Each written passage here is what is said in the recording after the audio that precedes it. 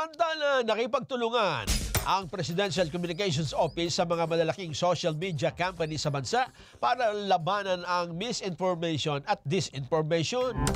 Binigyan din ni PCO Undersecretary for Digital Media Services Emerald Ridao ang pangailangan na wakasan ang misinformation at disinformation sa loob ng digital sphere laban ho sa mga programa at individual ng gobyerno. Nagsimula po sila sa digital defense dahil ang misinformation daw po at disinformation campaign laban sa mga programa ng gobyerno at laban din sa mga taong mismong nasa administrasyon ay lalo daw hong laganap ngayon. Dumalo sa talakayan ng Tech Talks ang mga opisyal mula sa Meta, Google at TikTok. Inaalalahanan ni Meta Public Policy Associate Manager Jenixon David ang publiko na laging panatilihing secure.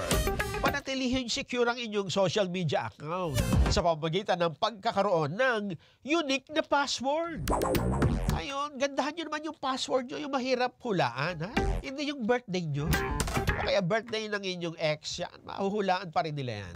Sinabi naman ni Google Head of Government Affairs, Yves Gonzalez, na hindi pinapayagan ng YouTube ang content na nagdudulot ng panganib at pinsala sa pamamagitan ng pagkalat ng impormasyong medikal na salungat sa local authority sa kalusugan o yung mga alintuntuning itinakda ng World Health Organization.